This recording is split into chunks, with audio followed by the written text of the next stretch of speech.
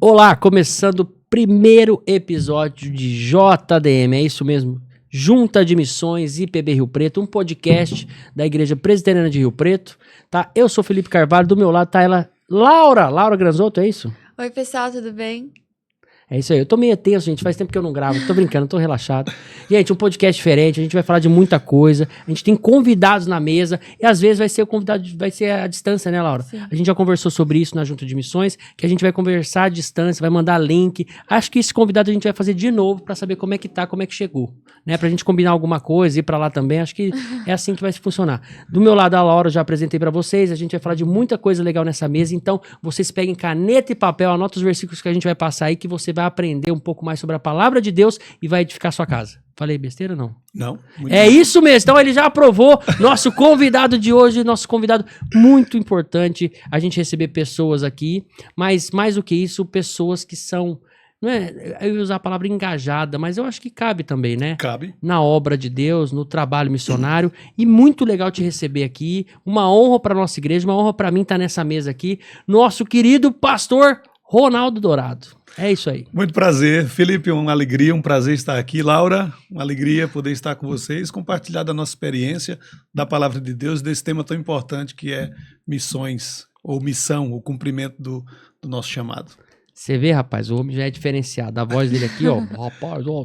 E eu gostei demais. Eu não vou ficar segurando, não, porque às vezes a gente fala, não pode falar o dia que a gente gravou, não. Ontem a gente gravou pós o culto, né? Ontem a gente teve o culto na nossa igreja, o pastor esteve lá e pregou, e você pode ver isso no nosso canal aí, essa pregação que aconteceu. Que dia que foi? Dia 1º, né? Dia 1º Dia 1º de de março, então teve o pastor com a gente na nossa igreja, né? Trouxe a palavra para nós lá no culto da noite, e hoje ele tá aqui como convidado. Você vai assistir gravado, mas é um papo que a gente vai trazer coisas do que o senhor falou lá, que eu achei muito legal, cara. Eu fiquei impactado, assim, da forma que o senhor trouxe a palavra de Deus, falando sobre os frutos do Espírito. Aquela palavra sempre a gente olha um pouco negativa, porque vai cortar, né? Sim. Vai cortar os frutos, você já só vê a parte que você fala, nossa, mas vai cortar eu, será? Como é que é isso? Será que eu faço parte desses frutos? Não faço? E o senhor trouxe de uma outra forma, que foi Sim. muito legal, né? Sim. E quando a gente entende a palavra de outra forma, que uma pregação dessa, expositiva, aí você entende que você está no caminho correto. E foi muito legal. Então, mas vamos focar aqui no nosso assunto, que é missões, Isso. né? E o pastor veio na nossa igreja como missionário e trazendo muita informação pra gente, trazendo do campo missionário dele todas as informações que vem acontecendo, mas mais importante que isso, a gente vai trazer o foco principal quando você escuta aí na sua casa a palavra missão, missões, eu sou um missionário, fulano é missionário, o que você imagina? Né? Eu acho que é interessante as pessoas enxergarem da tua ótica o que é ser um missionário, o que significa de verdade a palavra missão. Certo. Bom, biblicamente, nós não temos, assim, na palavra de Deus, ênfase na palavra missão, né? Aparece ali nos títulos, né? Quando Jesus entrega esta incumbência, esta tarefa, a gente chama de mandamento, né? É um mandamento de Jesus para a sua igreja. Então, isso a gente chama de missão, né? É uma grande tarefa. Esse nome missão vem porque é uma grande tarefa que a igreja recebeu e que deve ser cumprida, né?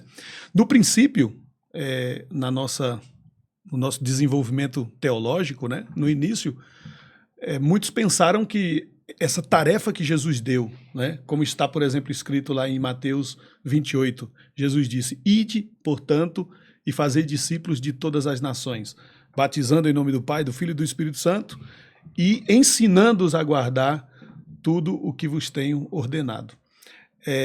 Esta palavra que Jesus Cristo traz foi entendida como sendo somente para os apóstolos, somente para os primeiros discípulos que estavam ali diante de Jesus. E por muito tempo pensaram que eles deveriam cumprir essa missão, né? Essa tarefa. Mas, na verdade, essa é a tarefa da igreja. Nós entendemos que, quando Jesus disse aos discípulos ali, esta palavra ela é para todos os discípulos de Jesus de todas as épocas e de todas as eras. E é muito simples a gente pensar nisso, né? Por exemplo, os apóstolos cumpriram esta tarefa na sua geração, mas essa tarefa não foi cumprida ainda até hoje. Então, quem deve cumprir essa tarefa? Quem deve cumprir essa missão? Cada um de nós, né? Você vê, e eu puxei a etimologia da palavra missão, ela vem de mício, né? Do latim é mício. Sim. E a gente lembra de mício, porque ele é enviado. Enviado. Né? E a missão vem no sentido cristão, Exatamente. vem de ser enviado, né? Sim. E quando o senhor sentiu que ia ser enviado? Quem te enviou? Como é que foi isso? Bom, deixa eu contar um pouco sobre a minha história, né? Como até chegar a ser um missionário. Eu sou de uma família presbiteriana, mas eu tive uma experiência de conversão com 15 anos de idade. Foi muito forte essa experiência. Eu me acordo que depois da minha conversão, já no outro dia, eu já era outra pessoa, assim, com um desejo muito grande de ler a palavra e conhecer a palavra inteira, de capa a capa. E eu tinha apenas 15 anos de idade. Então, ali eu percebi, e hoje, né, eu sei disso, que já começou a brotar, Deus já começou a me direcionar com os dons que ele tinha me dado. E é sobrenatural, né? Uma coisa que a gente não consegue controlar, né? Transforma as nossas vidas. Nós realmente, como diz a palavra, nós nos transformamos em novas criaturas. Uhum. Então, eu queria conhecer a palavra e depois de conhecer, eu queria compartilhar. Bom, depois de pouco tempo, né, já com os meus 17 anos, eu entendi que eu tinha um chamado e nesse momento eu entendi que Deus queria que eu fosse um pastor. Então, com 18 anos de idade, né, depois de conversar com os meus presbíteros, eu fui encaminhado para um seminário para estudar e ser pastor. Fiz isso, fui para São Paulo, né, estudei no seminário JMC, em São Paulo, exatamente. E depois que eu terminei o seminário, fui pastor por 9 anos. Né? Que ano foi? Eu terminei o seminário no ano 2000. Terminei no ano 2000. Nesse mesmo período, quando eu estava terminando o seminário, eu namorei a Fabiana, né, que hoje é a minha esposa. E nesse período, quando eu fui ordenado pastor, também foi o mesmo período em que eu me casei e assumi uma igreja na Grande São Paulo. E ela é de São Paulo, sua esposa? Ela é de São Paulo, ela é nascida em São Caetano e criada em São Bernardo do Campo. Eu fui pastor em São Bernardo do Campo por 9 anos. Entendi. Vamos mandar um abraço, pessoal de São Bernardo do Campo. Tá aqui com a gente também o sogro, né? Isso, o meu sogro, José Carlos. José Carlos, o sogro dele que acompanha ele, um parceiro, né? Um irmão de... Eu costumo dizer que é o maior parceiro que nós temos, né? Olha aí que beleza. Ele proveu para mim a minha metade, né? A minha esposa. Mas ele nos acompanha, ele é uma bênção no nosso ministério. E é mais que irmão, é amigo, né? Exatamente. Eu vejo vocês juntos, eu vi o primeiro dia lá que vocês estavam na Diniz, eu tô com meu sogro e tal, a hora que eu conheci, eu falei, olha que parceria dos dois, né? É muito legal. Que legal. É bom pros dois, né? É bom que ele cuida de ti, você cuida dele e passeia e também faz a missão de estar aqui em Rio Preto, né? Exatamente. Bom, então, depois de exercer o ministério pastoral, eu fui pastor por 9 anos, eu recebi um desafio. E aí, para mim, o chamado missionário veio junto com um desafio de plantar uma nova igreja. E eu tinha já algumas informações, algum conhecimento bíblico, né, que me chamava muito a atenção. Por exemplo, na vida do apóstolo Paulo, que nós temos como um dos maiores teólogos e um dos maiores missionários também ao mesmo tempo, Paulo trabalhou com a pregação do evangelho, mas ele trabalhou muito com esta ideia, com este projeto de plantar igrejas. Uhum. Ele foi o grande missionário que plantou as primeiras igrejas. Né? Não, ele não era normal. Porque ele é do marketing, né? Ele é administrador, né? Ele era um incentivador de pessoas, né? Sim. Cara, não é normal. Não. Nossa, eu tenho tanta pergunta para ele. O apóstolo Paulo, ele é reconhecidamente um dos homens mais capazes, né, que já surgiu na história da humanidade. Muito bom. Mas, acima de tudo, um servo de Deus, né? Sim. Então, assim, me chamava muito a atenção todo o processo do cumprimento da missão realizado pelo apóstolo Paulo. E eu tinha esse desejo no coração. Eu tinha trabalhado, antes de ser seminarista, como seminarista, depois como pastor, com muito contato com congregações, igrejas que... pequenas congregações que não eram igrejas ainda e que nasciam e cresciam, mas eu, pessoalmente, não tinha visto uma igreja começar desde o zero e se tornar uma igreja constituída. Então, eu tinha esse desejo muito forte no coração. Isso tocou muito o meu coração quando eu fui desafiado para ir para o Chile plantar uma igreja. E aí, depois de orar, juntamente com a minha esposa, nós aceitamos esse desafio.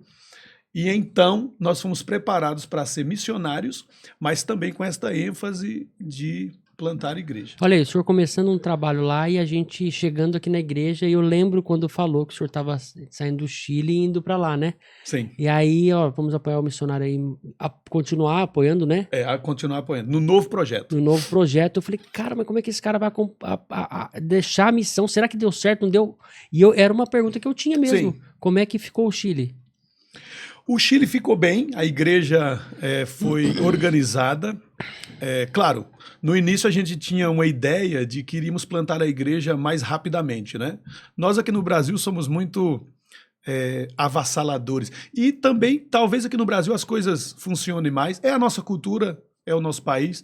E nós pensávamos que lá no Chile iria ser mais rápido também, né? Talvez plantar uma igreja em 5, 6 anos. Mas demorou 9 anos. E a igreja foi organizada em 2019. Os irmãos presbíteros, diácono, tudo chileno? Tudo chileno. Que bem assim. E pastor, como Sim. foi para o senhor aprender um novo idioma, né? Chegar no Sim. Chile e ter que aprender a conhecer a nova cultura, um novo idioma? Olha, é um desafio muito grande, né? Nós queríamos estudar antes, né, de ir para lá, mas os chilenos falaram, não, venha para cá, estude com a gente vai ajudar Claro, você. venga. Venga. E eles queriam... depois a gente entendeu que eles não queriam que nós tivéssemos sotaque de outros países, porque o Chile tem um dialeto. Um acento, né, como a gente diz, diferente. Ah, é? Então, fomos assim com muito pouco espanhol, e é muito difícil, Laura. Quando a gente não sabe, e nós já estamos no país... Nós precisamos... Aí a água bate na bunda, eles têm que ir. Aí aprende, eu acho. Aí tem que aprender, porque nós temos que comprar os alimentos, nos alimentar, temos que ir na farmácia, necessitamos às vezes ir ao médico. Nós tínhamos crianças pequenas, né? A minha filha estava com 4 anos, a minha filha mais velha, Bianca, a Lara tinha 9 meses. E, então, assim, são muitas necessidades, todas ao mesmo tempo, e a grande ferramenta para tudo isso é a língua. É a fala. Então, assim, e assim, as pessoas, quando a gente está aprendendo, muitas pessoas não têm paciência, né? Então, a gente chegava e as pessoas estavam ali trabalhando, né?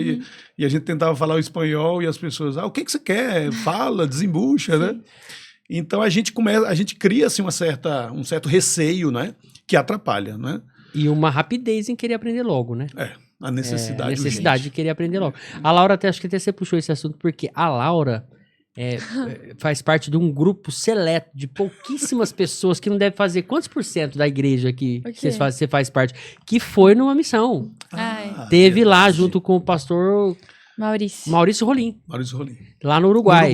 No Uruguai. Isso. Sim, conheço. Será que é parecido? Será que é parecida a missão do Chile com a do Uruguai? Olha, sim, tem muita coisa similar. A língua é a mesma, né? A língua é o espanhol. O meu estágio, o período de prática antes de ir para o Chile, foi lá em Montevidéu com o Maurício Rolim e a Sandra. Exatamente. Vem aqui, pastor, estamos aqui. Exatamente. Aquele homem, aquele cavalheiro. Assim, e ele já fala meio uruguai, né? Ele já fala meio espanhol. Já mistura tudo. Ele já mistura. Tá, cara. Foi muito bom. Maravilhoso. Foi a minha primeira experiência dentro dessa cultura latina que não era a brasileira, né? Tem muita similaridade, mas existe muita diferença também. Quando eu perguntei foi a respeito da facilidade e da dificuldade de plantar uma igreja. Porque, como aí eles vieram de lá, né? Foi em quantos? Em 5, 6 pessoas? Eram umas 8 pessoas. 8 pessoas. E eles voltaram, tipo assim, já falando da dificuldade, porque as pessoas são céticas, as pessoas às vezes não acreditam por quê? Porque já são muito inteligentes. E eu fiquei abismado com isso. Eu falei, cara, como uma pessoa tão inteligente, que você já tem acesso à cultura, a livros e muita coisa, aí que deveria ser liberto pela palavra. E não ficar preso no mundo ou nas coisas aqui. E é isso. Mas o Chile é um país de tradição católica. O Chile é um país muito católico ainda, né? O Chile você tem lá um time de futebol muito famoso chamado São José. Universidade Católica. Universidade Católica. É Entendeu? verdade. Então, o Chile é Errei, muito João. católico ainda. O João gosta de futebol, ele diz, não, São José não, Felipe, para, fica quieto aí. Então, o São José de onde que é, João? São José provavelmente tem algum time que chama São José, mas na Bolívia. Bolívia. San Um abraço José. pros bolivianos aí, Abraço. costureiros que trabalham com a gente aí. Los hermanos bolivianos. Bom, mas o Uruguai não tem esse transfundo católico, Não. não é? É um país bem cético. Não tem As nada. pessoas são bem ignorantes em relação à religião. Eu acho que o Maurício Rolim deve ter falado lá para vocês que na história uruguaia, lá no início, quando havia ainda a Igreja Católica, os uruguaios expulsaram o bispo que estava lá. E também nós vimos lá nas praças, não é, nas ruas, que não existem monumentos a católicos, que existe muito em todo país Sim. católico, né? Nas praças, sobre os papas, sobre os bispos, e não existe isso também Sim. lá no Uruguai. E nem existe muitos templos católicos antigos também. Não existe. Então, nisso é muito diferente, né? O Uruguai e o Chile. O Chile, nós estávamos mais preparados para evangelizar católicos.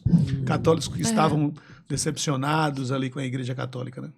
Entendi. Mas como foi para o senhor chegar em uma cultura nova, com Sim. crianças pequenas? Como foi a adaptação? Sobre a cultura, né? Sobre a adaptação. As pessoas às vezes perguntam assim, o que foi mais difícil, né? E existe dois pontos que a gente... dois momentos de dificuldade. O primeiro momento na adaptação, o momento de dificuldade, é a quantidade de mudança ao mesmo tempo. Quando você muda para outro país, você sai do conforto da sua cultura e do seu país. Sim. Então a língua muda, a alimentação muda, o clima muda e as relações mudam, né? Eu lembro que eu e a minha esposa, para fazer a primeira compra no mercado, nós demoramos mais de 4 horas para fazer a primeira compra, vendo ali os produtos que eram diferentes, né? A gente queria saber se era a mesma coisa. Então, assim, tudo é muito mais lento, é muito mais difícil. E o grande problema dessas mudanças é que são todas mudanças ao mesmo tempo. Então, é muito desgastante. Nós nos preparamos, estudamos para fazer esse trabalho transcultural, essa adaptação, e nós sabíamos das fases que nós iríamos passar. As fases da adaptação diz que a primeira fase é encantamento. Você fica, tudo é lindo, é maravilhoso. Mas com o desgaste por causa dessas diferenças da cultura e do lugar, você vai se deprimindo. E existe um momento que você passa, né? Eu acho que todos nós passamos quando mudamos de país, que é o choque cultural. E existem momentos assim depressivos mesmo, de muita dificuldade. Nós precisamos nos apoiar muito, né, como família. Bom, esse é o primeiro momento de dificuldade, todas essas mudanças juntas, né? E que você tem que saber que lentamente você vai assimilando e você vai superar. É muito importante saber que você vai superar em algum momento. Sim. E geralmente é depois de 3 anos. E a APMT dá o suporte para isso? Ela... Dá. Sim. O maior suporte que a PMT dá são os cursos que nós tomamos antes e os momentos que a gente se reúne com missionários experientes e eles nos contam as experiências. Eu lembro que eu guardava muito no meu coração o que eles tinham dito e eu lembrava dessas fases e eu dizia, não, os missionários passam por isso, nós estamos passando por isso e esse momento isso vai passar, né? Outro momento de adaptação que é mais difícil são as mudanças profundas. Porque, por exemplo, com relação à cultura brasileira e à cultura chilena, nós brasileiros somos informais, muito informais. E a gente costuma dizer que nós somos bagunçados, né? Nós somos desorganizados. Sim. O chileno, ele está no outro extremo. O chileno, a cultura chilena dentro da América Latina, ela é tida como uma cultura mais europeia. Então, o Chile é um país pequeno e tudo que eles conseguiram foi com muita luta e eles não abandonam estas coisas facilmente. Então, eles são muito organizados. Tudo que eles construíram, eles têm aquele histórico. Cultura.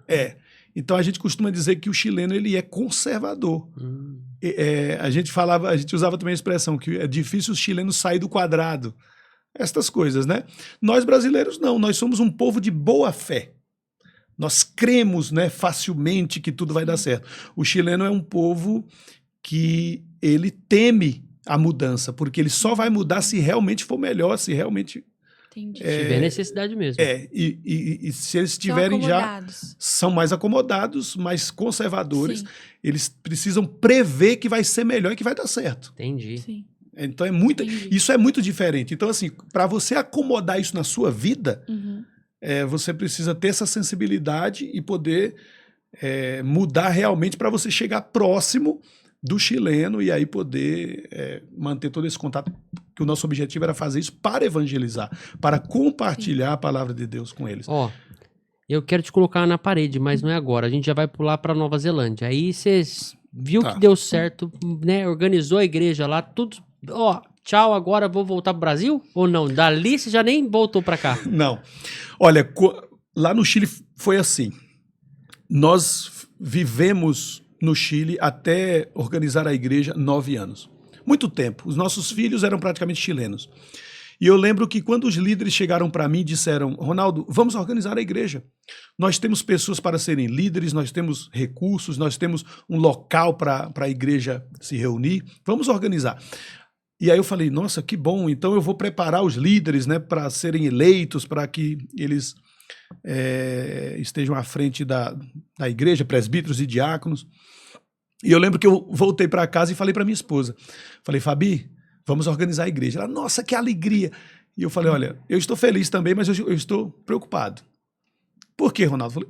Eu falei: provavelmente eles vão me convidar para eu ser o pastor, para eu continuar como pastor. E o nosso projeto era plantar a igreja. Era chegar a esse momento, organizar a igreja. Entendi. Então, eu falei para minha esposa: eu quero que você ore para que você me dê uma resposta. O que você acha? Porque eu tenho no meu coração já uma inclinação. E eu vou orar também. E aí, depois de uma semana, ela chegou para mim e disse: Ronaldo, eu acho que você já foi pastor, 9 anos, em São Paulo. Deus nos chamou para ser missionários, para plantar igreja. Então, nós estamos terminando.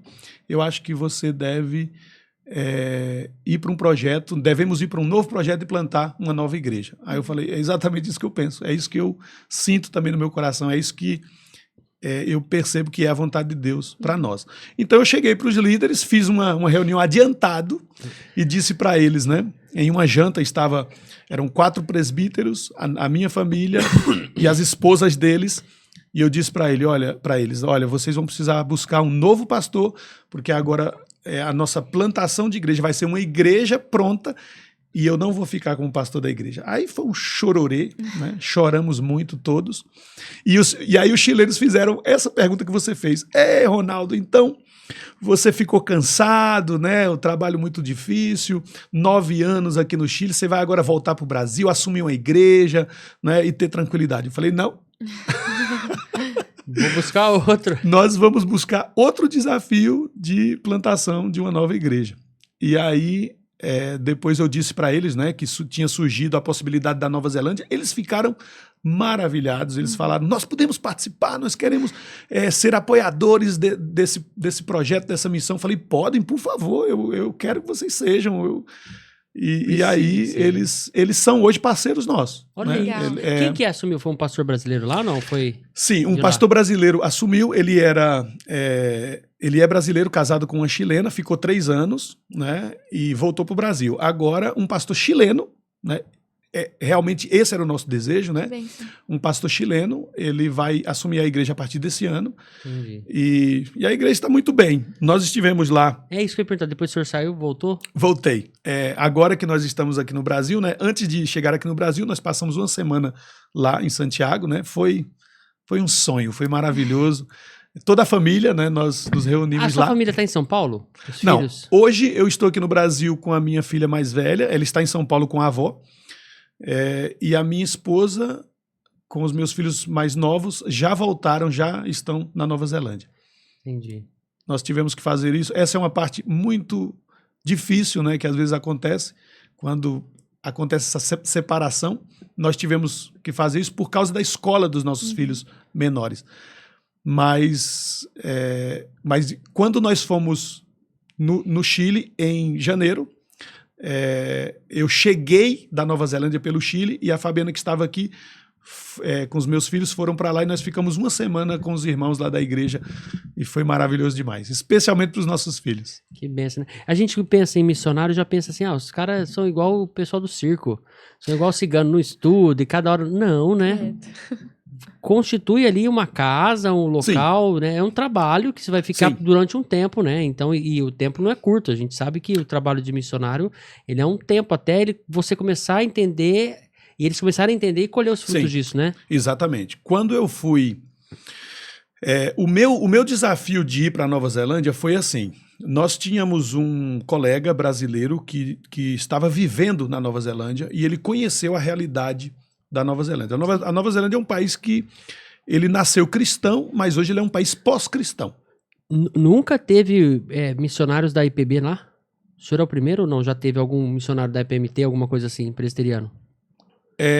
Existe um missionário apenas que foi substituir este pastor presbiteriano que estava lá, mas não era missionário da APMT. Entendi. O pastor Cláudio. Ele está, agora completa 9 anos que ele está lá, desde que esse primeiro pastor, que se chama João Petrecelli, eu acho que é conhecido também aqui da região, o Cláudio substituiu o João há 9 anos atrás. E nós fomos há 3 anos atrás para Nova Zelândia. Estamos lá há 3 anos. Então, esse pastor João, ele vivia na Nova Zelândia e ele soube que eu iria terminar o meu projeto lá no Chile, organizando a igreja. Então ele disse para mim, Ronaldo, a necessidade na Nova Zelândia é muito grande. E ele conheceu uma denominação que hoje nós colaboramos com ela, que se chama Grace Presbyterian Church, Igreja Presbiteriana da Graça. É uma denominação muito pequena. Eles lutaram décadas contra o liberalismo teológico, que matou a igreja e que vem matando a igreja lá. Né? O liberalismo teológico é o abandono da escritura. Os pastores começam a pregar qualquer coisa, começam a pregar somente partes da Bíblia, não toda a escritura, e a igreja começa a morrer. Então, o João viu essa realidade e ele indicou, ele sugeriu que líderes da Grace, da Nova Zelândia, viessem pedir ajuda à IPB. E eles vieram, então, em 2018. Eu vim do Chile para Águas de Lindóia e esses pastores me desafiaram. E aí, na tua pergunta, né? Respondendo à tua pergunta, sobre o tempo, né? Eles me perguntaram assim, os pastores neozelandeses, né? Ronaldo, se você vier para Nova Zelândia plantar uma igreja, quanto tempo você acha que você vai viver na Nova Zelândia para realizar esta obra? E eu disse, bom, eu pensei que eu ia plantar uma igreja no Chile em 5 anos, plantei em 9 anos. Eu acho que na Nova Zelândia não vai ser menos que 10 anos.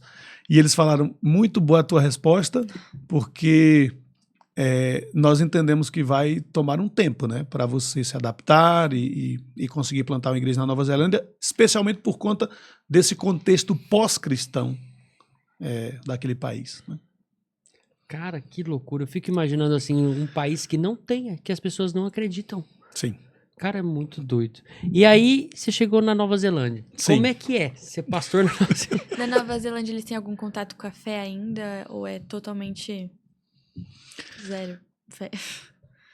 É assim, Os caras acordam e falam, obrigado, pra quem? Como é que é? Eu não consigo imaginar uma situação dessa. Não, eles realmente são distantes da religião, né? Vamos dizer assim.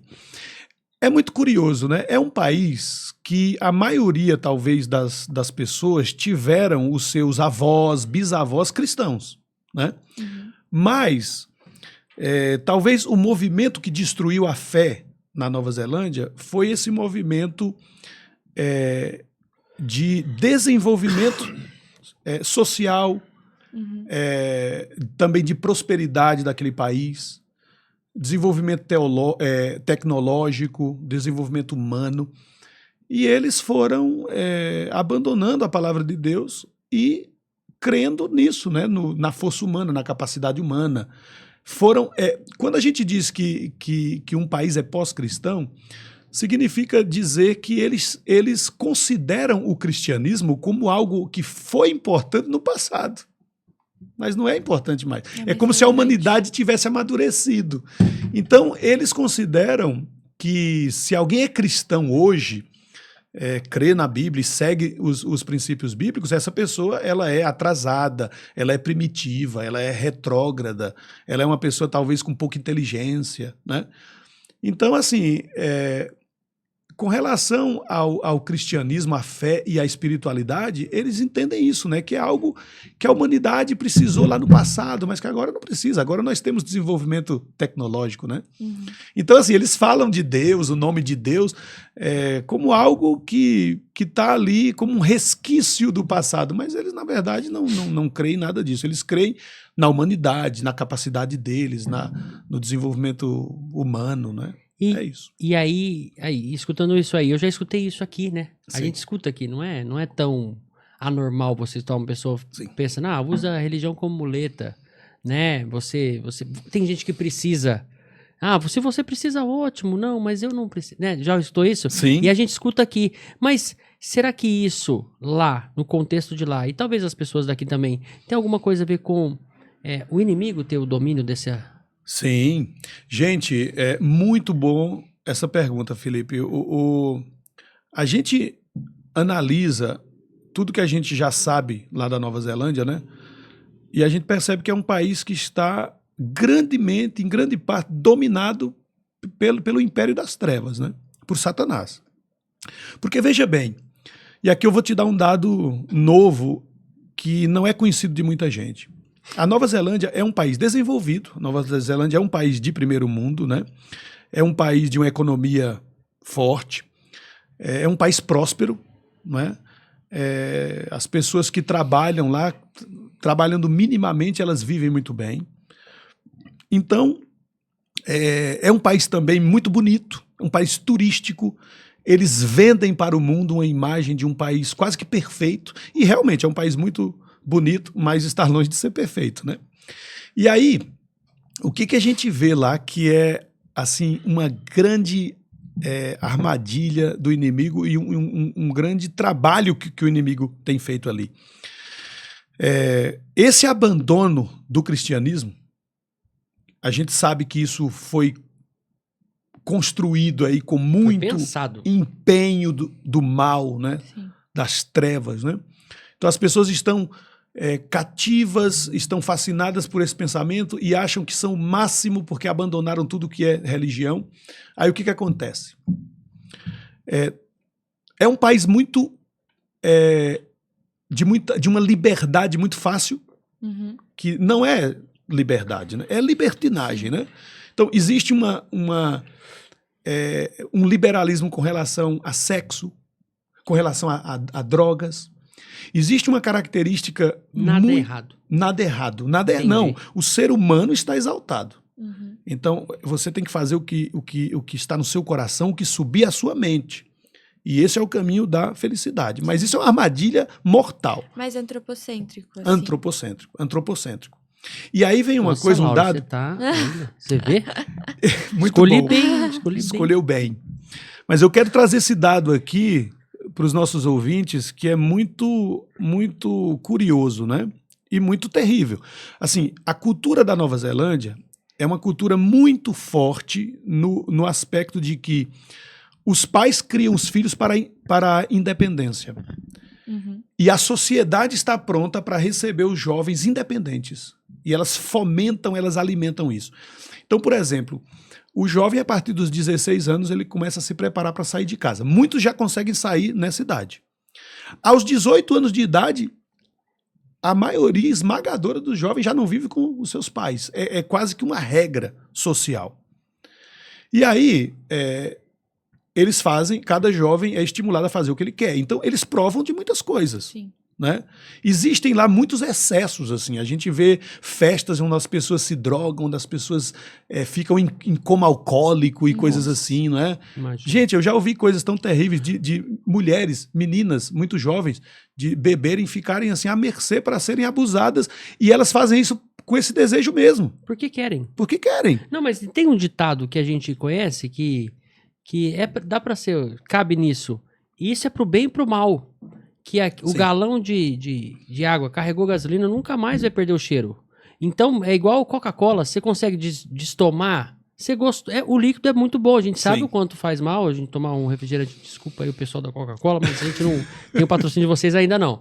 Mas são coisas assim, né, que a gente sabe que não vai fazer bem, mas se a gente já tomou, experimentou, coisas que a gente já experimentou, é difícil você desver uma coisa boa também. Exatamente. Uma coisa muito boa que eu conheci, que é a palavra de Deus, é difícil eu viver sem agora. Exatamente. Entende? Então, eu acho que eles trazem essa parte negativa do mundo Sim. e pintam como uma coisa boa. Sim. E a gente falando do carro, e aí eu vou te colocar na parede agora vamos ver.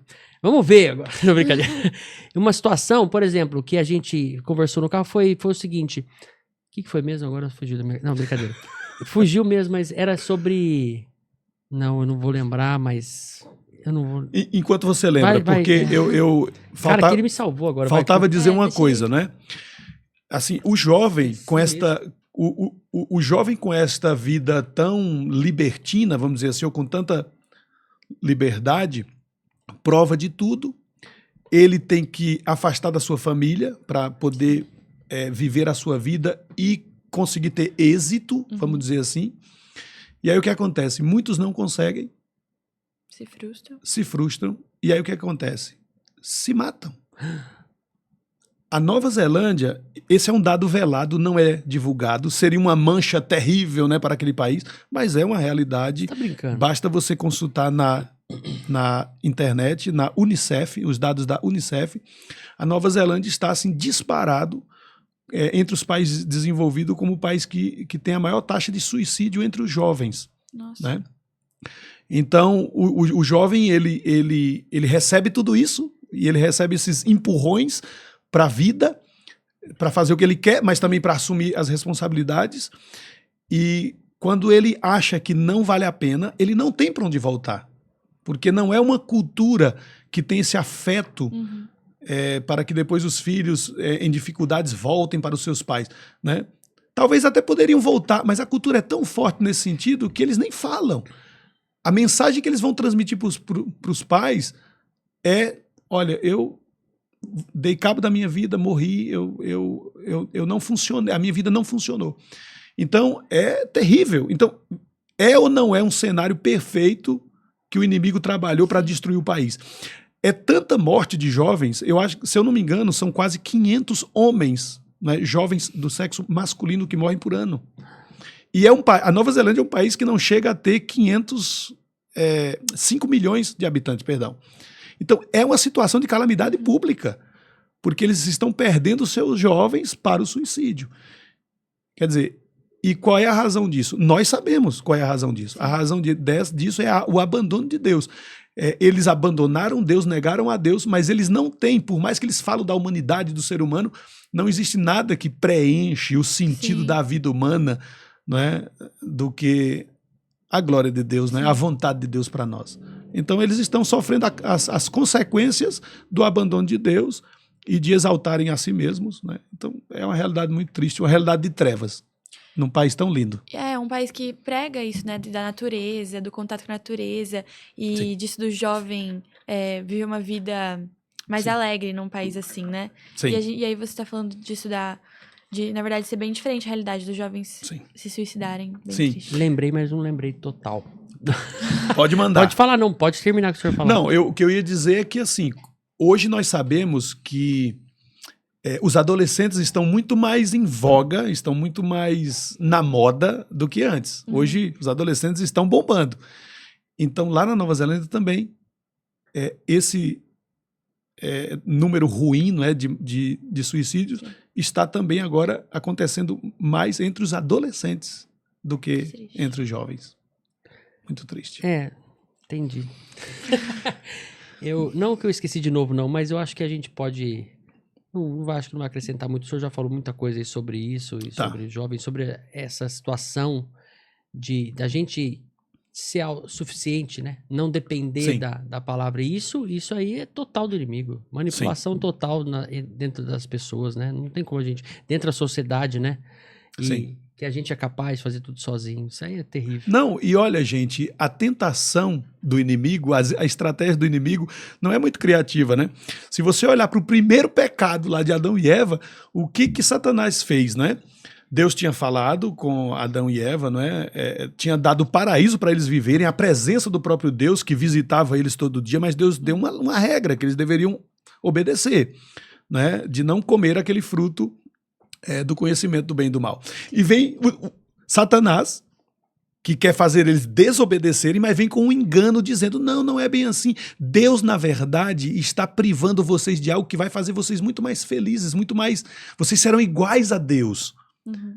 Então, assim, o que acontece? Satanás, para enganar a nós, ele nos exalta. Então, essa questão do humanismo é algo muito diabólico, porque é o diabo dizendo, não, você é Deus, Sim. você é igual a Deus. E é a mesma coisa lá na Nova Zelândia, não há criatividade nenhuma, né, da parte do inimigo. O que ele faz? O que ele fez? Não, abandonem a Cristo, abandonem a Deus, para que vocês sejam deuses, né?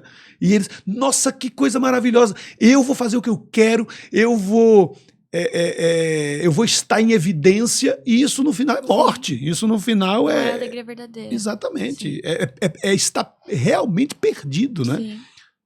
No mundo. Uma das coisas que a gente falou no carro foi um pouquinho sobre isso, porque é questão de mundo, é questão de estar na igreja ou não, que o que as pessoas não entendem, e às vezes julgam o crente, julgam a pessoa que crê, né, na palavra, que você tá vivendo, a gente tá vivendo uma prisão. Não tem essa situação? Sim.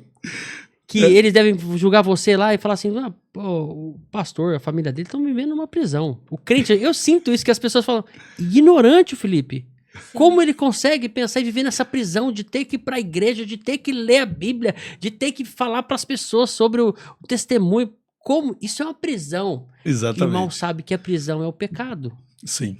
Não é? E aí, se você consegue fazer isso e mostrar para as pessoas que, na verdade, a prisão, que você está sendo aprisionado, é o pecado, que é o inimigo que está te colocando, né, preso no pecado. Cara, isso é uma coisa muito doida, né? Muito louca. É que a grande ilusão... Inversão de valores. Né? Mas a grande ilusão que o diabo usa no mundo com relação à liberdade humana é justamente querer fazer as pessoas pensarem que a liberdade é algo que existe porque eu sou livre de fato, né? Eu sou aquele que governa a minha própria vida. Isso não existe. Nós temos um Senhor sobre nós. E o Senhor real e verdadeiro, ele tem nome. Ele existe, ele é real, é o nosso Deus. É Deus, é o Senhor. O Pai, o Filho e o Espírito Santo. Ele é o Senhor. E nós devemos realmente estar sujeitos a ele. Mas essa sujeição a Deus, que é o vivo e verdadeiro Deus, isso é liberdade. Agora, as pessoas pensam, não, eu não tenho nenhum Deus, eu não estou sujeito a nenhum Deus. Isso não é real. Eles estão sujeitos a falsos deuses. Sim. Entendeu? Ídolos do coração. Os ídolos do próprio coração, eles estão à mercê. Aí entra isso, Felipe, que você falou, os seus próprios pecados, porque o ser humano, ele não é livre do mal. Sim.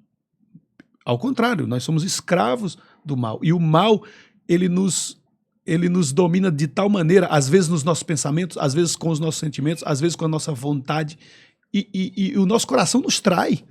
E nós somos cada vez mais arrastados para a morte, né? Porque a Bíblia diz, o salário do pecado, né? A desobediência a Deus, o afastar-se de Deus, vai trazer a morte, né? Então, é uma grande ilusão achar que liberdade é isso.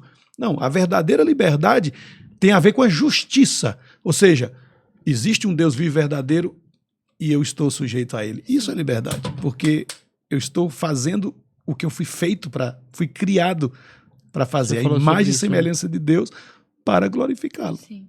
Falou sobre isso ontem, né? E foi maravilhoso. Ó, a gente tem um bordão e foi maravilhoso. Ó, mas assim, eu gostaria de saber um pouco mais sobre como são as estratégias assim que o senhor usa lá para evangelizar, para trazer, para mostrar, falar sobre a igreja. Como é que é?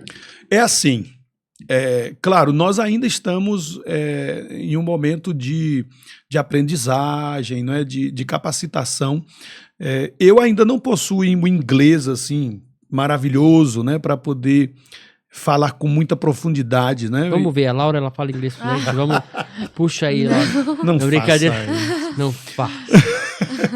Mas assim, da nossa parte, nós temos uma vantagem na Nova Zelândia pelo fato da gente ser imigrante lá, né? Ah, é vantagem lá. É uma vantagem. Isso Em interessa. todo lugar. Existem as desvantagens, mas existem as vantagens.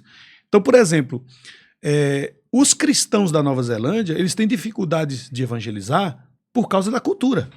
Uhum. Eles, por mais que eles rejeitam essa cultura do mundo, eles viveram nessa cultura. Então, assim, eles falam pra gente que pra eles é difícil abordar uma pessoa na Nova Zelândia para falar de uma coisa que é tão íntima. Como é que eles vão entrar em questão de fé, perguntar para a pessoa no que você crê, no que baseia a sua vida? Ou então, porque para nós apresentarmos Jesus como Salvador, Salvador de quê? Nós precisamos falar de pecado. E é algo muito íntimo. Uhum. Não é? Então, os neozelandeses têm uma dificuldade enorme para fazer isso.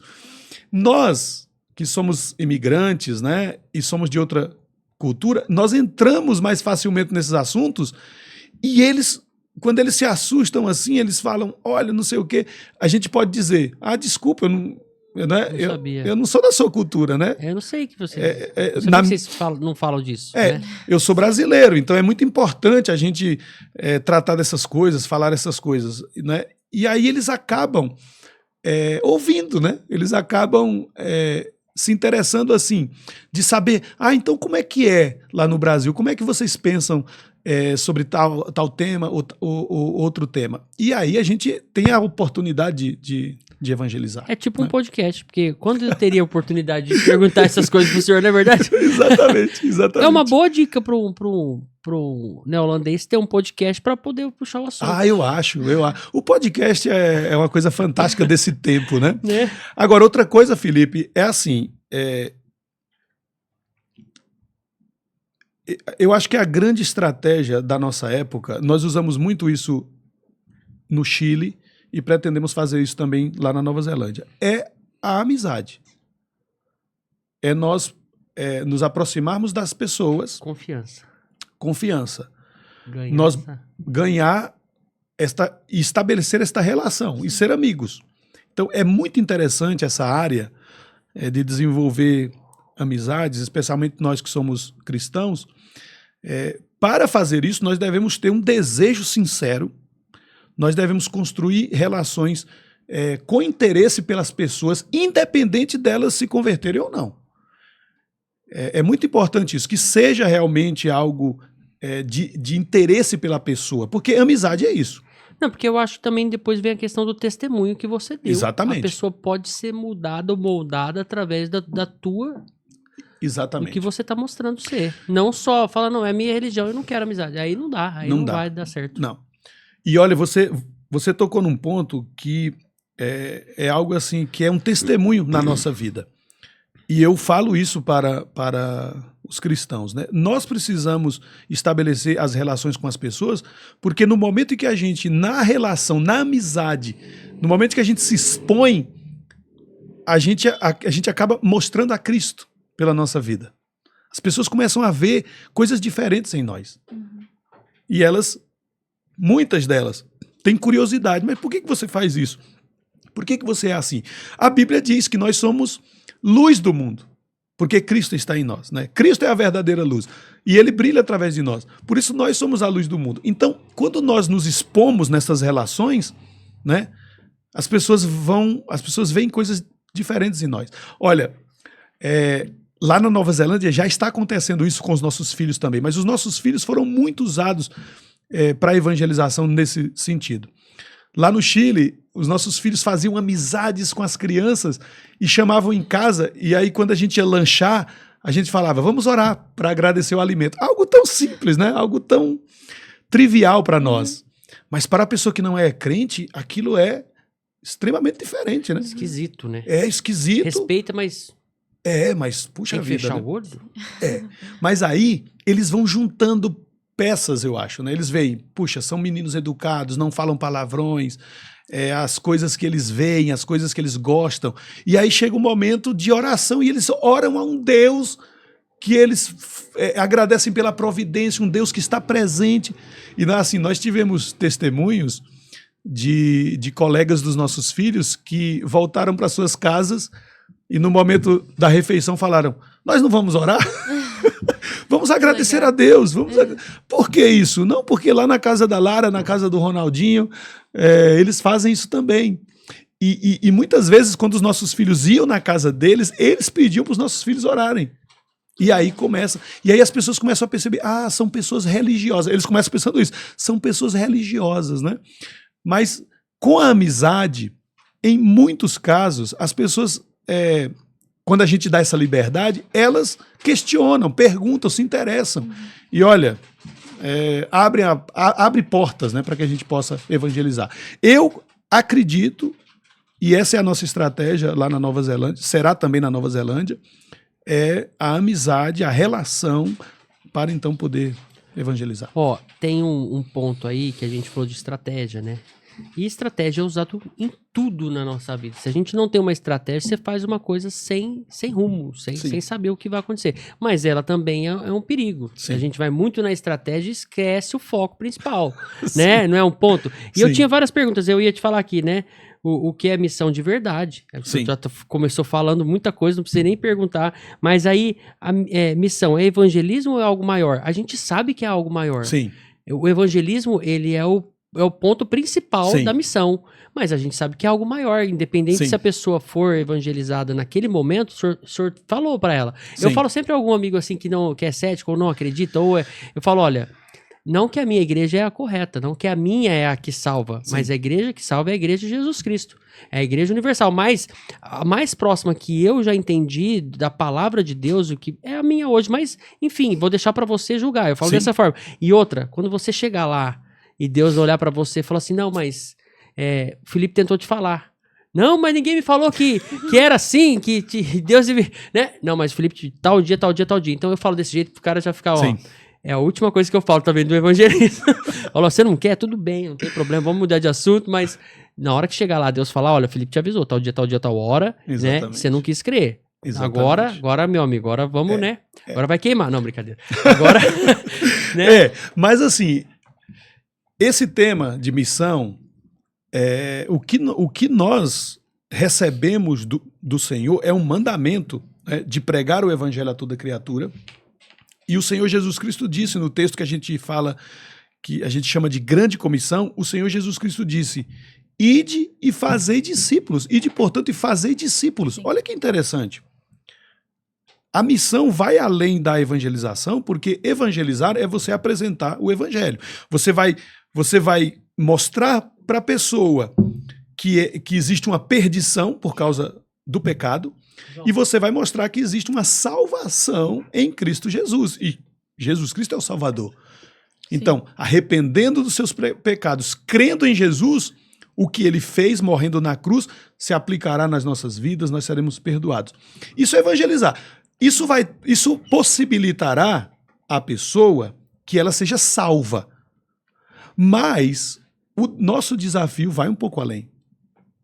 Porque muita gente evangeliza e diz, olha, procura uma igreja evangélica. E nós sabemos que hoje em dia existe muita igreja que a gente não recomendaria. Então, biblicamente, Deus pede mais para nós. Porque Deus pede que nós façamos discípulos. E nós temos que entender que esse mandato não é para o pastor, para o presbítero ou para o missionário somente, é para todo discípulo de Jesus. Todo mundo. Então, claro, se eu tenho tempo só de evangelizar essa pessoa, eu nunca mais vou ver ela, eu evangelizo. E eu digo a ela, olha, siga firme buscando ao Senhor.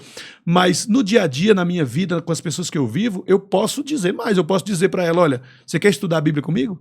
Você quer seguir a Cristo comigo? Você quer conhecer o que eu conheço? Eu quero transmitir para você o que eu tenho aprendido. Não foi isso que Jesus disse? Jesus disse, fazer discípulos batizando. Você vai conduzir essa pessoa para que ela faça esse compromisso, estabeleça esta aliança, este pacto, né? O batismo traz esta simbologia, ela vai fazer parte da igreja, então é a nossa responsabilidade encaminhar a pessoa nisso, mas no final Jesus Cristo diz, ensinando a guardar todas as coisas que eu vos tenho ordenado. Então cada um de nós tem a responsabilidade de transmitir a palavra para a pessoa. Ou seja, a missão não é simplesmente evangelização, é discipulado também. Pastor, e o senhor, então, evangeliza mais, prega mais evangelho para alguém quando a pessoa te dá essa abertura? Ou o senhor tem alguma outra técnica que o senhor já chega falando?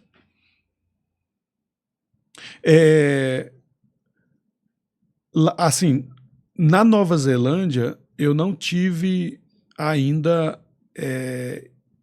eu não tenho ainda pela língua, né, pela linguagem, nós precisamos ainda de mais inglês, mas eu nunca fiz uma abordagem assim de já chegar pregando, né?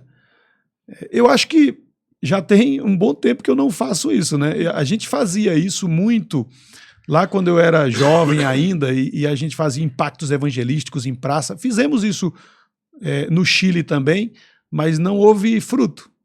É mesmo. Não Rapaz, houve tô fruto. pensando em marcar aí um evangelismo na praça que o pessoal me nada upa. E agora? Deixa quieto? Não, eu acho que fazer isso pode trazer frutos. Eu acho que isso depende muito da ação do Espírito Santo, da vontade de Deus ali.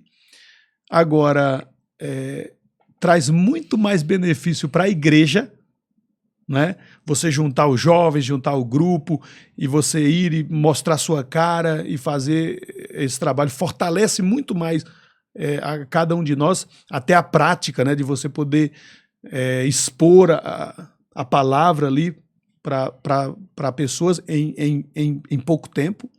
Mas nós, lá no Chile mesmo, nós usamos muito mais esta estratégia de conhecer a pessoa antes. Né? Eu acho que é melhor. Eu indo nesse assunto, nessa linha, a gente fez um lá na praça, né? E eu falei para um vizinho. E aí o vizinho cético, né? E eu tô ali trabalhando porque eu já conheço, aos poucos eu já tô falando para ele, né? E é católico, mas não pratica, né? Mas não acredita. Fala, cara, vocês estão sendo enganados lá, o negócio é o padre ali tranquilo. E eu respeito, eu acredito, mas você tem que também estar ali próximo, você tem que estar vivendo Cristo, vivendo Sim. a palavra, né? E ele pegou e até falou um assunto que eu achei que o senhor falou sobre fortalecer. Isso fortalece o quê? A igreja ou a missão? Qual que é a nossa missão verdadeira do crente, né, hoje, na igreja, que tá na igreja, né? E aí ele pegou e virou e falou um assunto que eu coloquei aqui, eu falei, cara, eu vou falar sobre isso. A soberania de Deus, Felipe, já que você fala sobre isso, a soberania de Deus, ela esfria ou ela fortalece a missão? Sim. Né? E aí tem uma pergunta em cima disso, mas me fala sobre isso. Certo. Cara, a soberania de Deus, quando nós entendemos... Porque eu tô puxando esse assunto, porque Sim. aí tem que fazer outra pergunta, porque senão não vai fazer sentido pro senhor falar sobre isso, né? Tá. Não, mas pode falar, e depois eu já complemento, aí eu te faço. Olha... A Laura deve estar falando, Felipe é maluco. Um pouco. Não, é por quê? Porque eu sigo uma doutrina... Não deixa o convidado falar. Eu sigo uma doutrina, né? A gente segue hoje pela IPB, que a gente entende que somos salvos. E eu falei pra ele sobre isso. E aí eu devia ter falado um pouco mais de Bíblia, para ele entender um pouco mais. E eu tentei explicar, falei, olha, fulano, se eu tô te falando isso, é porque eu tenho que te falar. Sim. Porque às vezes você é uma pessoa que é salva e Deus tá me usando, ou usando outras pessoas para falar para você. E aí chegou nessa situação. E aí eu trouxe pra missão agora, no contexto de missões, né? Se a soberania de Deus, por quê? E a gente tá falando sobre ele, não era sobre missão, né? E Deus, já que ele é soberano, ele esfria ou fortalece você, o que você tá falando pra mim? Claro. E aí, eu cheguei... Se eu já sou salvo, né? Por que você tem que me evangelizar? Olha que loucura! Sim. Mas a resposta para isso é muito simples. Sim, Deus elege, escolhe. Aqueles que serão salvos foram escolhidos pelo Senhor. E Deus é soberano na salvação. Eu costumo dizer... Nós somos uma igreja que exalta a soberania de Deus, né? Sem exagerar e sem criar coisas loucas sobre isso. Nós enfatizamos o que a palavra de Deus diz sobre a soberania de Deus. Deus é soberano na criação. Como que Deus criou as coisas? Do jeito que ele quis, pelo seu poder, com a sua vontade. E tudo aquilo que a gente vê da criação, a gente contempla e exalta a Deus e a gente não imaginaria que fosse mais perfeito do que é. Embora esteja corrompido hoje pelo pecado, a criação. Segunda coisa, Deus é soberano na providência. Porque todas as coisas estão sustentadas pelo poder de Deus. No dia que Deus não quer que algo exista ou que algo permaneça vivo, morre e acaba. Nós não conseguimos manter Qualquer as coisas. coisa. Qualquer coisa. Até a missão. Nós não conseguimos manter. É Deus Verdade, quem faz. sim. Né? Tem até aquele salmo que diz, se o Senhor não edificar a casa, edificar é algo que é muito importante para nós, mas se Deus não edifica, se Deus não constrói, a gente não constrói. E outra coisa muito importante para nós é manter. Se o Senhor não guardar a cidade, em vão vigiar. Nós não conseguimos manter as coisas. Aí vem a Nem soberania. construir, nem manter. A soberania ela não paralisa, ela fortalece. Ela fortalece. Olha Aí isso. vem o último ponto, que é o seguinte, Deus é soberano na salvação também. Quer dizer, o ser humano, depois do pecado, ele não consegue por ele mesmo entender a palavra de Deus, crer na palavra. Tudo isso, quando acontece na nossa vida, Deus está fazendo isso em nós. Então, Felipe, quando eu saio para evangelizar, eu estou na Nova Zelândia, o que eu creio que Deus está fazendo? Deus colocou isso na minha vida, na minha família, porque Ele tem um propósito de salvar pessoas lá. Senão Ele não estaria me levando para lá. Sim. Entendeu? Então, o que eu busco ver quando eu evangelizo, quando eu aproveito as oportunidades, eu busco ver a salvação, a realização da obra de Deus na vida dos eleitos. E aí, por que me fortalece na missão?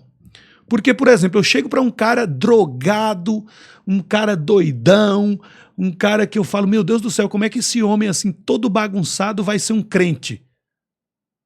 Mas se ele for um reeleito, tudo vai acontecer. Deus vai transformar. Então, assim, não é o meu julgamento sobre as pessoas. E às vezes o contrário, a gente pensa que é uma pessoa muito bonitinha, a gente investe ali pensando essa pessoa é uma pessoa salva, mas se ela não é escolhida do Senhor, não é aquela aparência que vai determinar isso. Sim. Então, assim, me dá muita confiança e muita certeza sobre o meu trabalho, porque a palavra de Deus mesmo diz que o Senhor Ele arrebanhará os seus eleitos, né? Jesus Cristo disse, eu edificarei a minha igreja, as portas do inferno não prevalecerão contra ela. Então, o Senhor vai fazer a sua obra, independente de qualquer coisa. Então, a gente às vezes pensa, é muito difícil, não vai acontecer, como é que pode? E Deus faz, porque Ele é soberano Sim.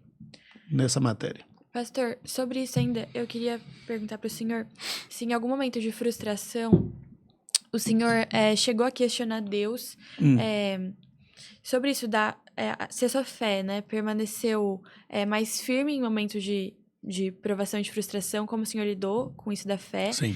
E de entender ali qual era a vontade de Deus sobre a sua vida na missão, Sim. pelas dificuldades. Muito boa a sua pergunta, Laura. Olha, momentos de dúvida em vários graus, né? Isso é uma constante. Na minha vida é uma constante, é uma luta perene, é uma luta de todo o tempo. E eu acho que é assim na vida de todo cristão, de todo mundo, né? Se nós formos olhar isso na Bíblia, nós vamos ver os servos de Deus em muitos momentos, eles questionando, né? Sim.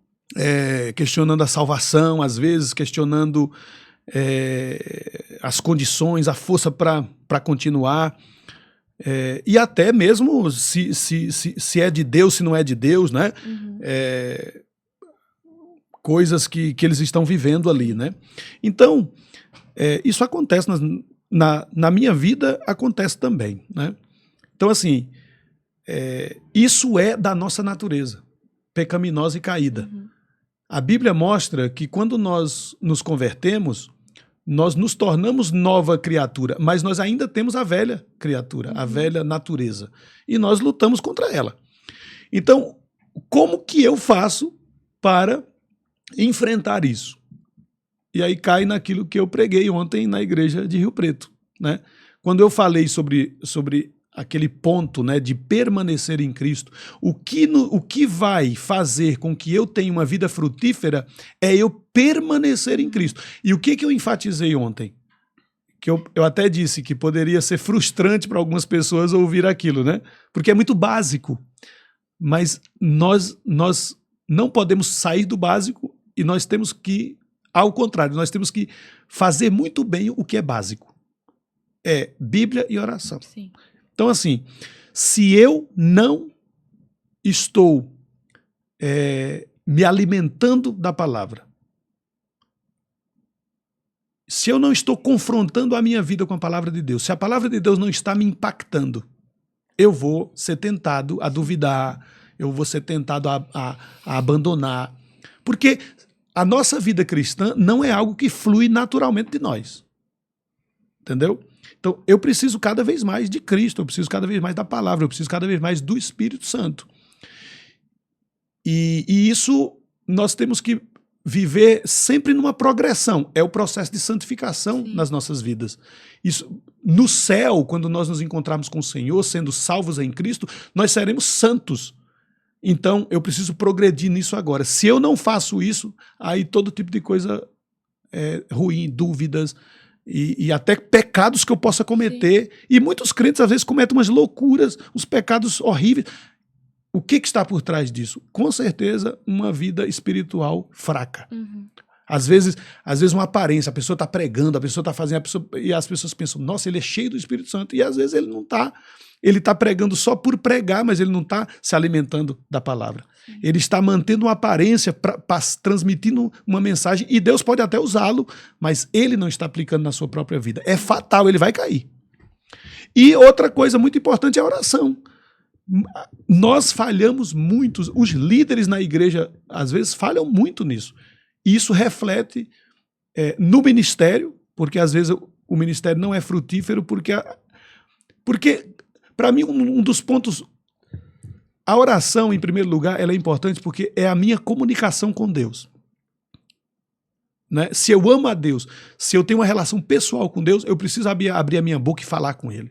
Abrir meu coração e falar com Ele. Mas, além disso, oração é uma demonstração de dependência, de humildade. Se eu não estou orando, eu estou dizendo, eu não preciso de ti, Deus. Eu vou fazer tudo por minha conta. E a queda, nesses casos, às vezes, é uma consequência assim, inevitável. Sim. Independente do que a pessoa está fazendo, se ela não está crescendo na palavra e na oração, ela está sujeita à dúvida. Então, na minha vida é assim, quando eu começo a ficar chateado com alguma coisa de Deus, quando eu começo a duvidar de alguma coisa, eu preciso da palavra, eu preciso me alimentar, eu preciso me derramar diante de Deus, eu preciso renovar a minha relação com Deus. Né? Sim. Eu buscando até, né, às vezes, saber entender como foi a minha conversão, quando foi, né? E aí o senhor acompanhou, deve ter acompanhado muita gente aí que se converteu. Sim. E aí vem aquela pergunta em Mateus 7,16, né? Existe conversão sem fruto? Não é? Aí esse trabalho que o senhor faz ali de tantos anos já, no Chile, agora na Nova Zelândia, o senhor já chegou a ver uma conversão sem fruto? Porque acho que não existe uma conversão sem fruto. Você fala... E quais são os frutos da conversão, né? Sim. O que pode trazer essa conversão para uma família, para uma pessoa e o que está em volta dela? Sim, sim. Né? A gente deixar isso claro, explicando para quem está assistindo, que esse trabalho que o senhor faz como missionário não é só sobre a PMT e a IPB, igreja. Não é sobre isso. Sim. É sobre salvar uma alma. Sim. E aí essa alma salva outra. Que Sim. aí isso cresce muito. O senhor já viu esses frutos? Sim, muito, muito, muito, muito. Quando nós apresentamos o Evangelho, falamos do amor de Deus, mostramos para aquela pessoa que sem Jesus não há salvação, não há relação com Deus, não é? E que com Jesus ela será uma nova pessoa. E essa pessoa crê e recebe Jesus na sua vida, os frutos são automáticos, né? Os frutos eles começam a acontecer a partir desse momento. E não há como acontecer uma conversão verdadeira sem acontecer os frutos. O que são os frutos?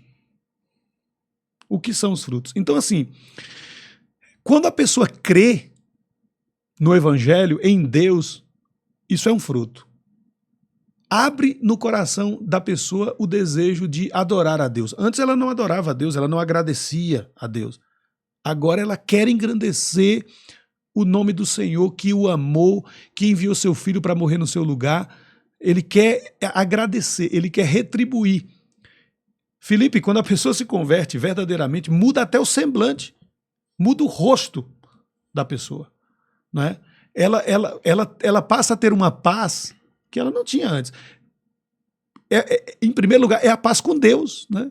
Ela voltou para o Pai. Ela agora é filho de Deus. Então, esses frutos, eles são imediatos na vida dessa pessoa. E outros também. Muitos se reconciliam com famílias, com pessoas, passam a querer servir dentro da própria igreja, e esse serviço muitas vezes é abençoar outras pessoas. Agora, não é um mar de rosas a conversão, e não é algo assim que a pessoa vai crescendo e se tornando a Mulher Maravilha, o Superman, né? Não é assim. Existem áreas que ela vai lutar mais, vão haver momentos de quedas, às vezes, em alguns pecados. Ela vai entrar no processo de amadurecimento. Outra coisa é que, por exemplo, um fruto importante, frutos importantes que ela vai produzir são especialmente, às vezes, na vida de outras pessoas, mas às vezes leva um tempo para que a pessoa descubra o seu dom, o seu talento, para que ela realmente depois vá servir as pessoas, né? Então, é assim. Cara, eu tenho uma aqui e eu acredito que seja uma resposta bem grande. E a gente já consegue até depois a gente refletir sobre isso e pensar na aplicação. Sim. Né? Acredito que seja dessa forma. Mas, se conversão é obra de Deus e missão é ordem de Deus, onde entra o nosso orgulho? Porque para a pessoa tentar, para ela ser convertida, para ela entender o evangelho, ela tem que deixar de lado o orgulho. Sim. Não é isso? Eu acho Sim. que não cabe. O orgulho do ser humano, eu me orgulho de não precisar, eu me orgulho de fazer sozinho, e o orgulho mesmo de não dar o braço a torcer, de que nós somos dependentes de Sim. Deus e da palavra de Deus. Onde que entra? Não, você falou já tudo aí, eu vou apenas reforçar. A conversão é obra de Deus. E no processo de conversão, um elemento fundamental que acontece na nossa vida é a humildade ou humilhação, né? Ser convertido, né, significa você se jogar no chão. A conversão é isso. E eu vou te mostrar como Jesus mostra isso. Por exemplo, Mateus capítulo 5, o texto das bem-aventuranças. Quando Jesus senta diante das multidões e os seus discípulos vêm e ele fala para os discípulos diante das multidões, Jesus diz, bem-aventurado os pobres em espírito, porque deles é o reino dos céus. Jesus não está falando que o pobre de espírito é aquela pessoa humildezinha, ignorante, ou pobre mesmo, que não tem dinheiro, ou que é ignorante. Não. Bem-aventurado, e a palavra bem-aventurado significa feliz, bendito, salvo por Deus, né? É o pobre de espírito, porque é o crente.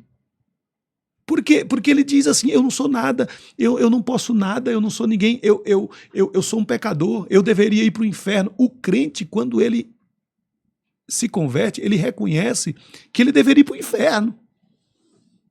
Que do jeito que ele estava vivendo, era melhor que ele não tivesse nascido. Que Jesus agora, né, que ele recebe como Salvador, morreu na cruz para o perdoar, lhe dá agora uma vida verdadeira que ele nunca teve. Então, assim, conversão, que é a obra realizada por Deus, é algo que nos transforma em pessoas verdadeiramente humildes. O crente que não é humilde de verdade, isso é um contrassenso. Ele é um hipócrita, né? Ele é um fariseu.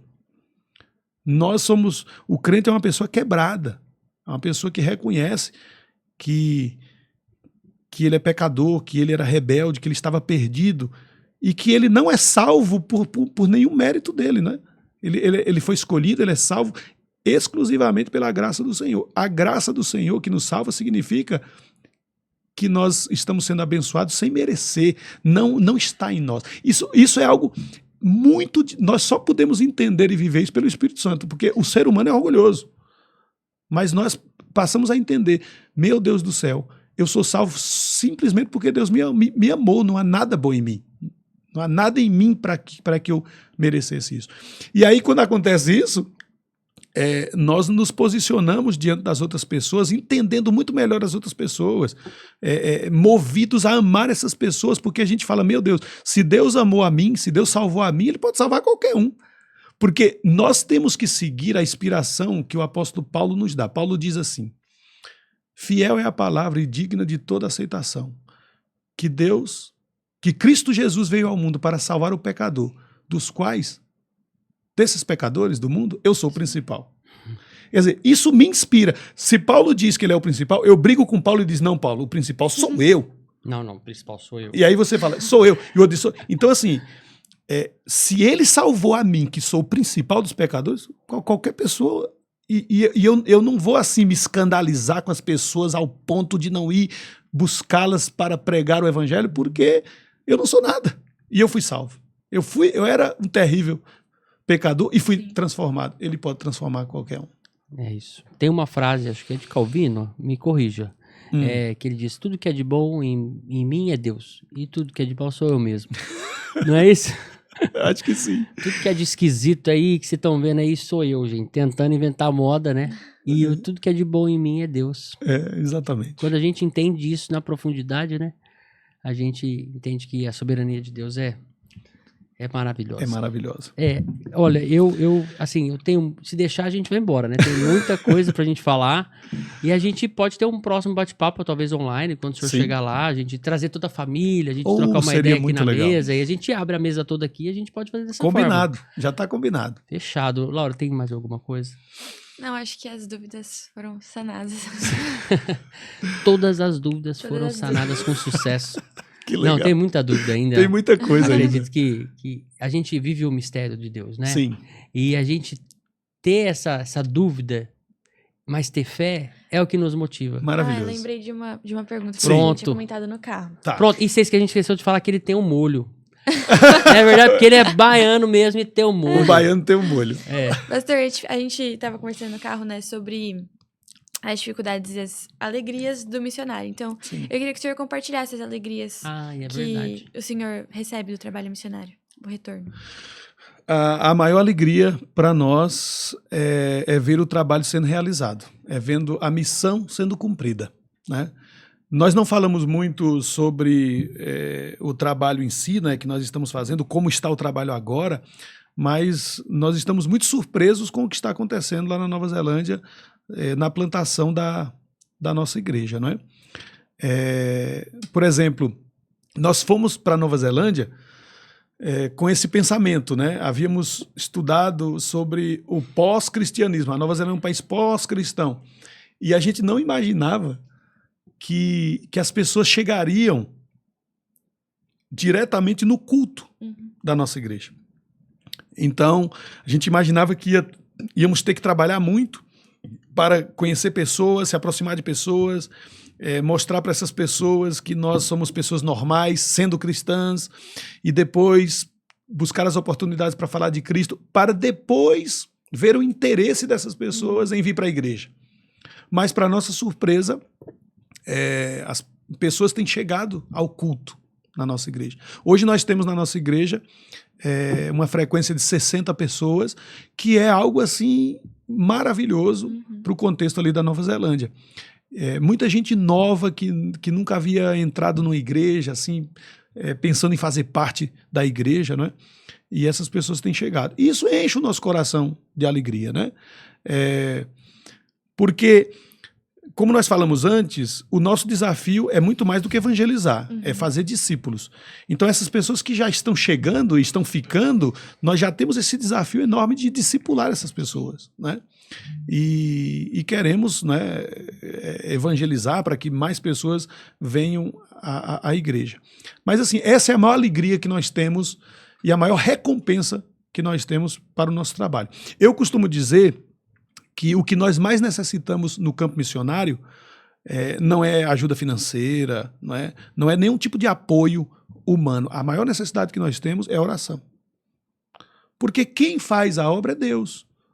Nós estamos lá para que a obra seja feita. Nós queremos que pessoas ouçam a palavra de Deus, creiam nela e sigam a Cristo. Quem vai fazer isso? É Deus. Então, que Ele nos use, que Ele abra as portas, que Ele providencie tudo que é necessário, que Ele nos surpreenda, que Ele mostre o caminho, né? Eu tenho uma tranquilidade muito grande na minha vida, porque assim, com o meu trabalho, tem muita coisa que eu não sei o que vai acontecer, eu não sei o que a gente vai fazer, mas eu sei que Deus vai mostrar para nós, né? E essa é a recompensa, é quando a gente crê, confia e vai, e depois vê Deus fazer. E essa é a recompensa, é ver a obra de Deus acontecer, né? Um texto muito importante na minha vida é o texto do chamado de Abraão. Quando Deus disse, sai da minha terra, sai da tua terra, da tua parentela, da casa do teu pai, e vai para uma terra que eu te mostrarei. Uhum. Ele não sabia o que ia acontecer, né? E aí Deus diz, olha, eu te abençoarei, eu te engrandecerei, eu engrandecerei o teu nome, eu farei de ti uma grande nação. E aí ele diz a Abraão, sê tu uma bênção, né? Abençoarei os que te abençoarem, amaldiçoarei os que te amaldiçoarem. E ele termina dizendo, em ti serão benditas todas as famílias da terra. Quer dizer, esse chama... E aí depois a gente vê a história de Abraão, né? Tudo que aconteceu e os frutos, e dele veio depois o povo de Israel. Uhum. E nós vivemos isso. De deixar de ir, a gente vai para onde? Para um desconhecido. E aí vai acontecendo toda a obra e a gente vai vendo Deus fazendo tudo isso, né? E todas as pessoas que a gente conhece, que chegam e que a gente começa a pregar e discipular, e a gente vê essas pessoas crescendo em Cristo, tudo isso é o fruto do trabalho, é a recompensa e é a alegria no campo missionário. Você é louco, maravilhoso. Não é legal?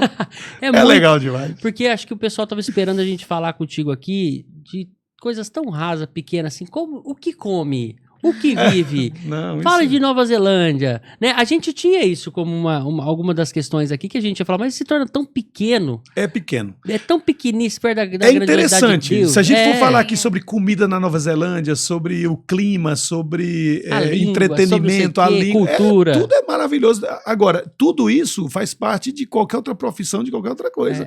Quando alguém muda. Sim. Mas nós estamos falando aqui da missão e de vidas, né, que são salvas e passam a ser igreja. Principal de ser missionário. Mas a gente pode ter uma pinceladinha disso no nosso bate-papo online. No próximo. Porque a gente vai ter mais pessoas na tua mesa lá, que a gente vai eles legal. Vão poder falar sobre isso.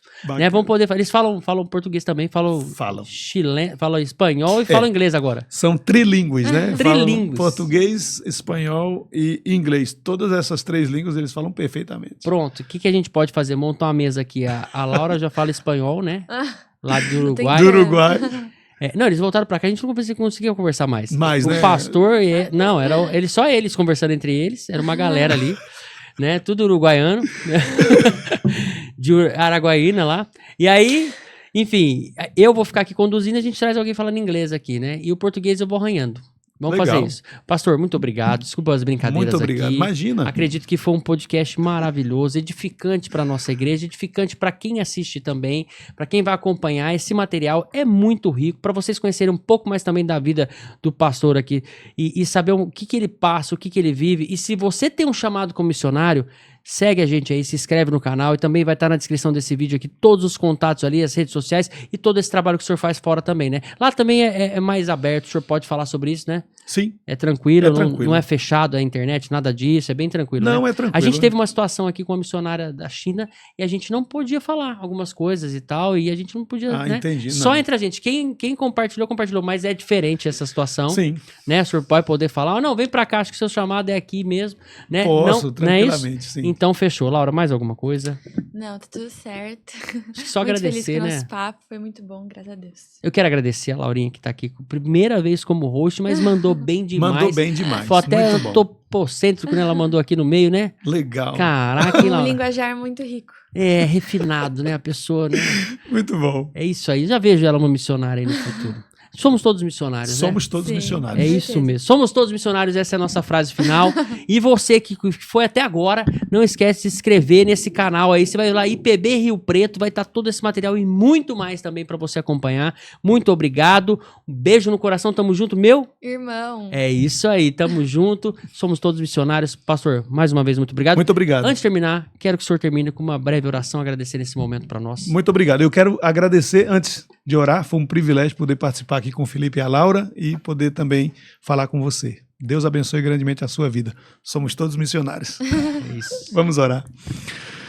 Deus amado, nós te agradecemos, ó Deus, por essa oportunidade de poder nos reunirmos aqui para falar das coisas do Senhor, para falar da missão, que é esta grande tarefa, este mandamento, esta ordenança do Senhor para nós, de pregarmos a tua palavra, pregarmos a Jesus como Senhor e Salvador, para que as pessoas sejam, ó Deus, transformadas de inimigos, às vezes, de pessoas distantes, de pessoas que não conhecem a Ti, em Teus filhos benditos para a Tua glória. Amém. Pai, que esta palavra, que o que fizemos aqui possa se espalhar e produzir muito fruto. Abençoa, assim, as nossas vidas e usa as nossas vidas para a Tua glória, porque nós somos todos missionários do Senhor. Em nome de Jesus. Amém. Amém. Amém. Maravilhoso. Essa foi a deixa, somos todos missionários. Beijo no coração, tamo junto, meu irmão. Até o próximo. Valeu. Valeu. Tchau.